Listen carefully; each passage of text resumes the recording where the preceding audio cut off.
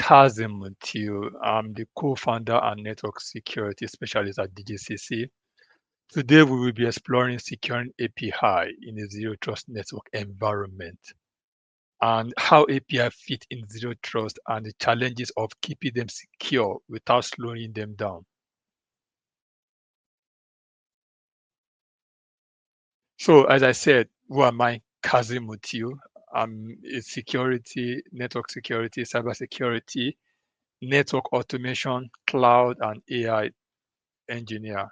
And today I'll be discussing zero trust, securing API in a zero trust environment. That's my mission. So why API matters in zero trust? As I said, API powers almost everything in today's world, from your online banking to your IoT device, cloud services, even healthcare or social medias. Almost everything is being powered by API. From your AI, there's no AI without API. At the back end of AI applications, there are APIs.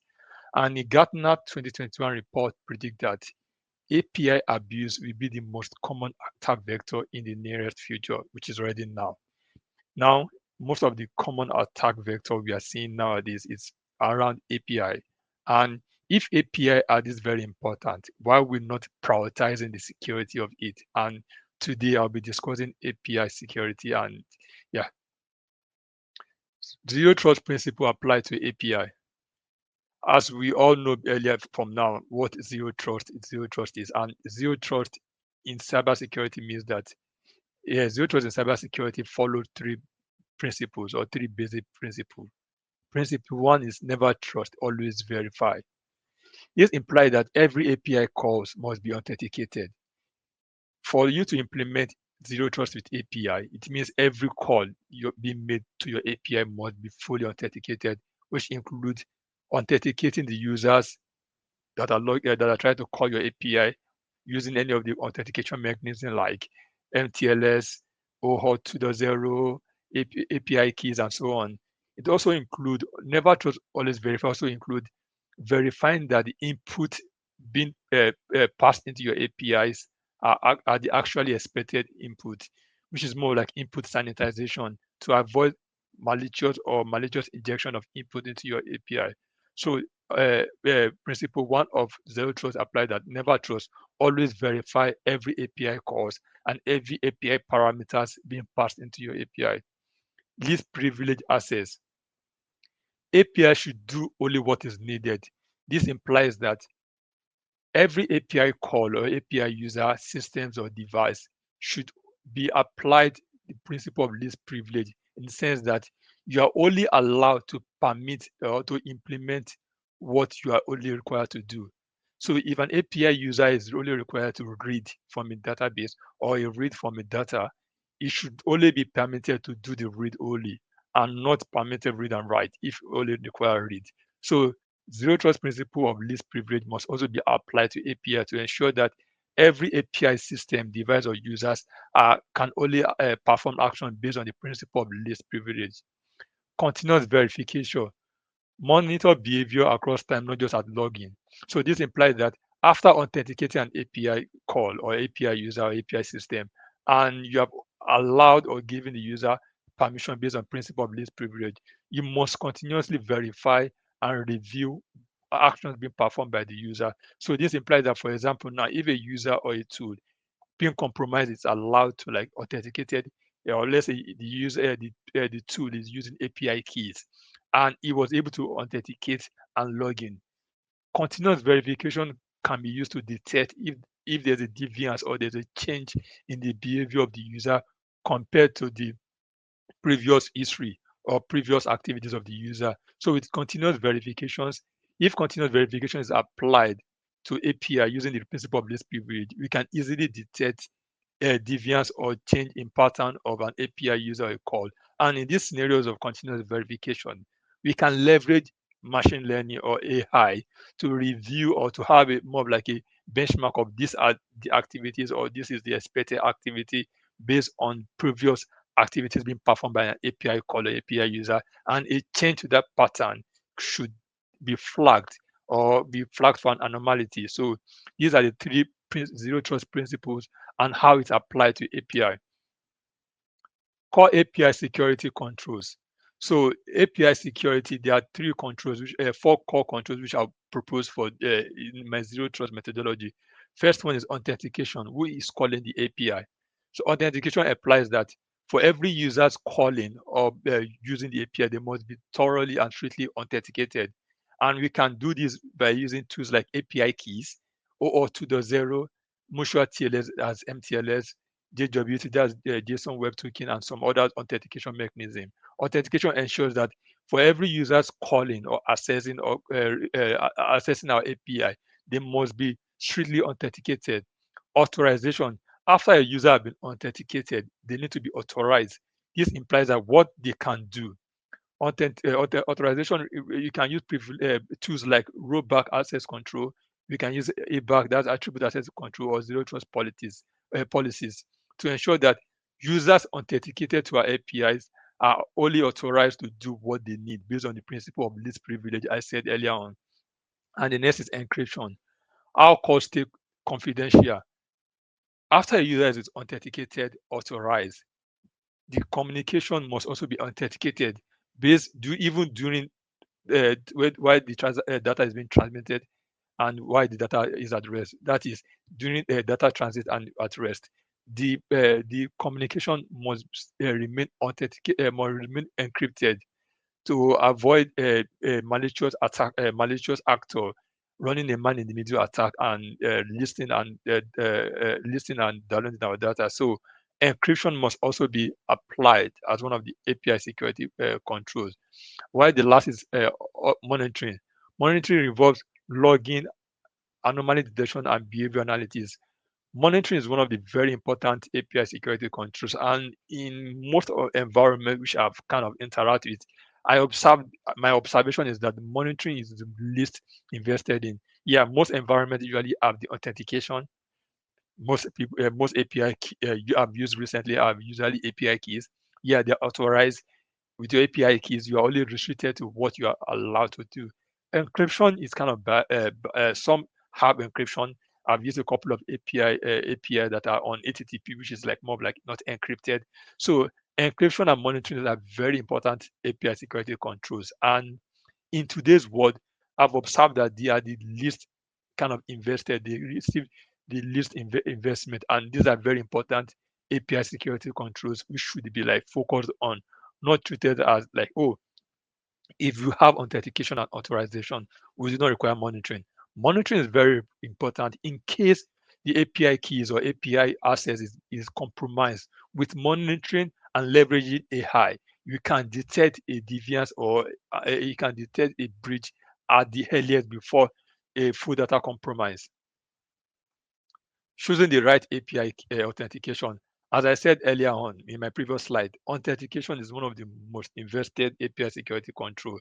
And based on my experience, I've seen a couple of API keys that I've used before now. API authentications are mostly invested in. And in this slide, I talked about 4 API authentication methods, which is API keys, OAuth 2.0, JWT, and MTLS. API keys.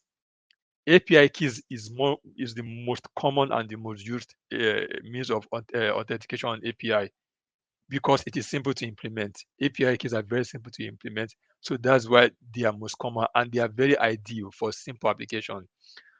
Why API keys is easy to implement, is simple. It also comes with its own cons, and its own disadvantages are weak security.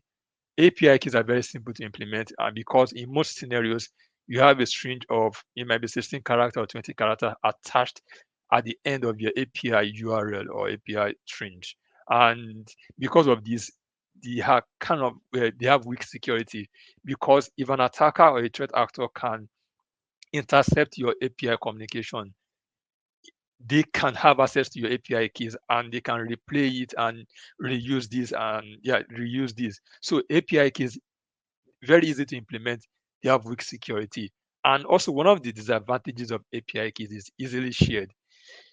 If I need someone to reuse my API keys, I do not require much to do than sharing the API keys with him and they can reuse it. Because of that, it's easily shared, weak security, it can be replayed, and it can be easily compromised. So the next API authentication mechanism I'll talk about is OAuth 2.0. This is mostly used in enterprise levels and best for application requiring secure delegated access. Disadvantage of this is complex setup and maintenance.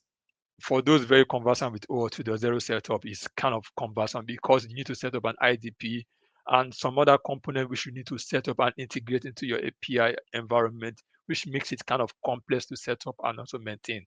So the next is JWT. That's JSON Web Token. It's a stateless scalable token and is mostly used in large applications. Let's say you have kind of 1,000 or 2,000 API you need to like share out.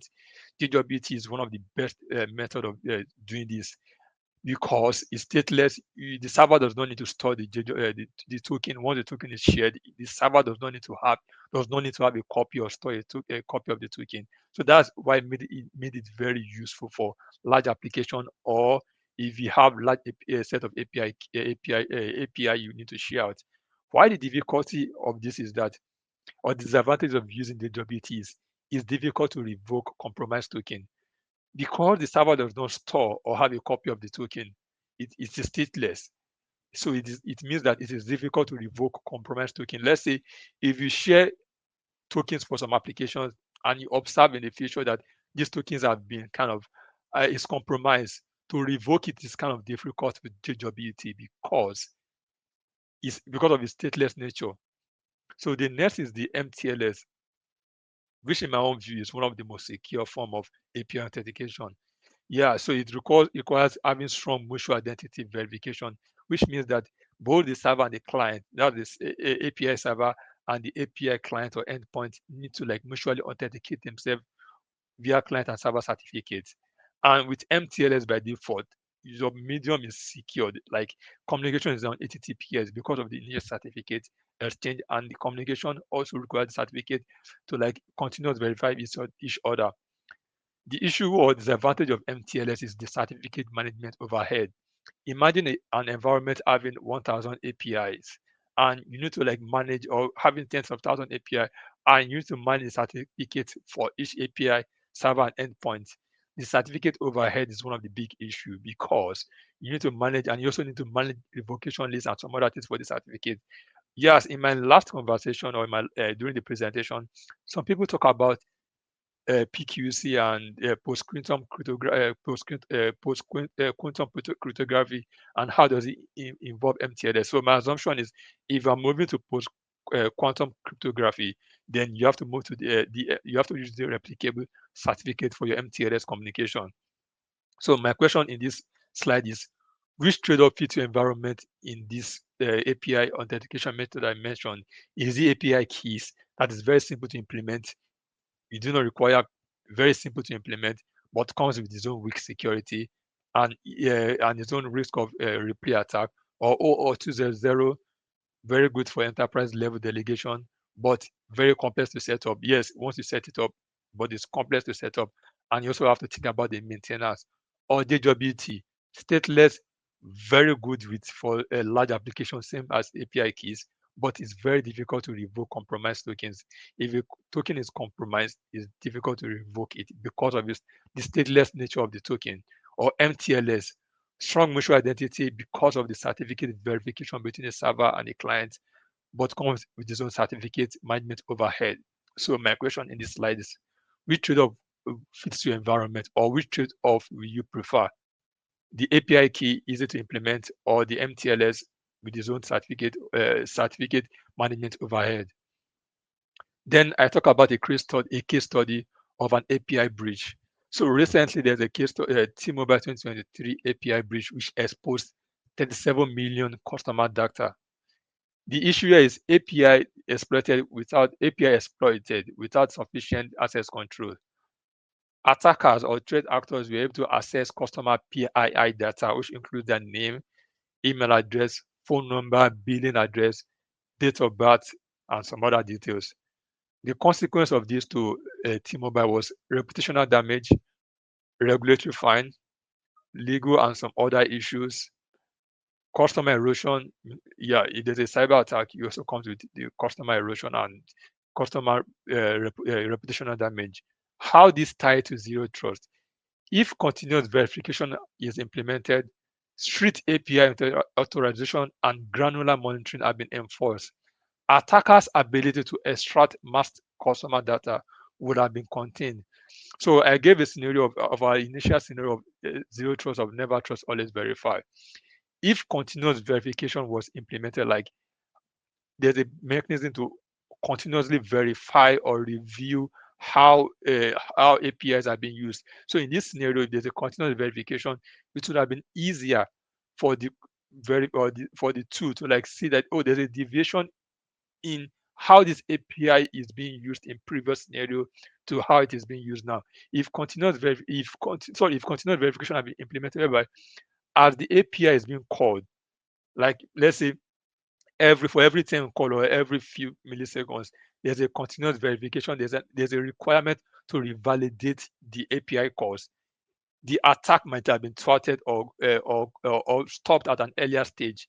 If there's strict API authorization, so probably in this case, I'm not sure of how the API has been authorized. If let's assume the API has been authorized with API key, if there's a more strict API authorization mechanism, probably it would have been harder for the threat actor to to compromise this API key. And if there's granular monitoring, whereby there's granular monitoring that, oh, API 123, you can only call 10 data, or if API 123 can call a limited amount of data, but if there's a deviation, let's say API 123 usually call database A, and if there's a deviation and seeing that API 123 is calling database A, B, C, D. In this scenario, there's a deviation, and the threat monitoring tool could have flagged it earlier that, oh, there's a deviation in how this API is being called, and this could have been used to like thwart or stop or mitigate the attack at an earlier stage before mass customer data were exploited by the threat actor.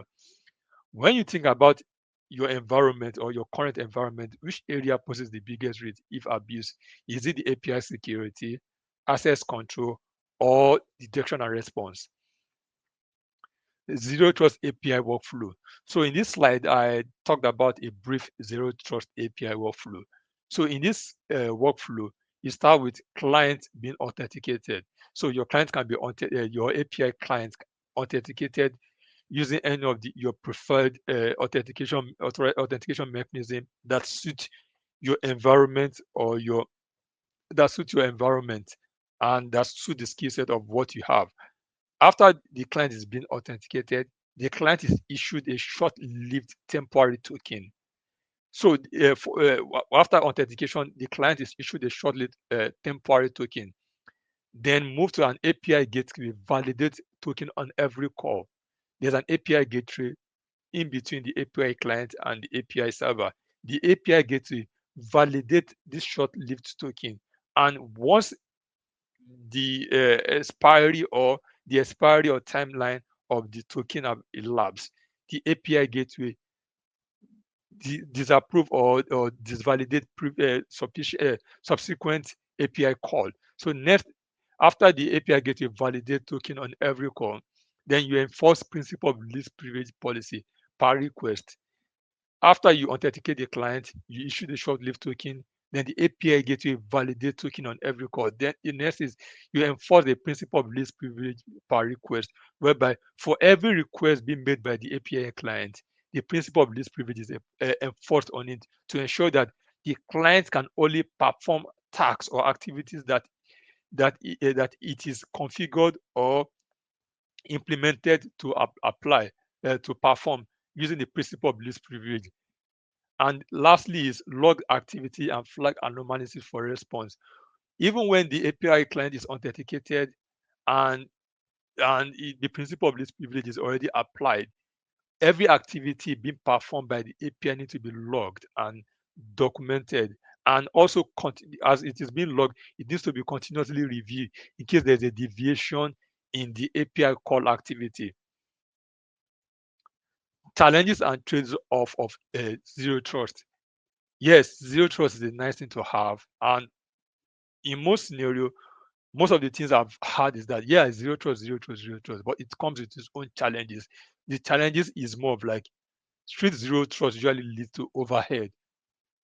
What I mean by this is that if zero trust is being implemented, it usually leads to overhead because of the extra verification and revalidation, or continuous verification and revalidation.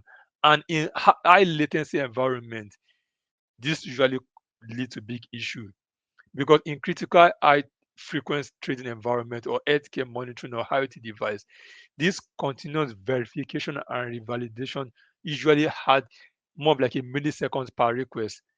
In some scenario, developer might resist the added complexity in implementing zero trust, because implementing zero trust usually comes with implementing an additional authentication mechanism or a more strict authentication mechanism. Imagine a developer which is used or conveniently used API keys to authenticate an API. If you are advising that developer to move to MTLS, whereby it needs to implement a certificate in his API request, is more like an additional burden, and in some scenarios, developers may resist it. Certificate token life management. In some scenarios whereby you are using MTLS for your API zero trust mechanism, it also comes with additional operational burden, which if you do not have the resources, is not advisable to implement. Then I now talked about, I usually propose a risk-based security hardening. So yes, zero trust comes with its own kind of challenges or overhead, but the proposal to mitigate this is implementing a risk-based security hardening, whereby you classify application by sensitivity and risk exposure. Latency sensitive plus low data risk application, lighter controls. So if you have an application, let's say you are in a trading environment and you have an application that calls more of like check account balance, because of those kind of applications are usually called more often, and you can implement a mechanism that a low latency mechanism, and have lighter controls, like lighter revalidation control, or more of like use catching or catching the token in this scenario. And in some scenario whereby you have high risk, high cost of exposure, e.g. the T-Mobile breach, or a scenario whereby you have PII or financial data, in this scenario, you implement a stricter zero trust controls, and implement also include continuous verification, fine grained authorization. In summary, what matters is more of like prioritizing balance. So you have to balance it, security, you have to prioritize and balance security versus against performance based application. So my question for this slide is, what is more dangerous, a 100 milliseconds delay or a breach exposing 10 million customer record? My wrap up and reflection for this talk is, APS and the new front lines. Attackers target them because they are exposed and often overlooked. Zero trust operationalized API security. Authentication, authorization, encryption, and monitoring, they are not add-on. They should be included when you are building your API infrastructure. Balance matters. Security that ignores performance fuels adoption, while performance without security invite breach. And my final note is, zero trust is not about locking everything down. It's about verifying smartly and continuously validate. Thank you very much, and that's all for me.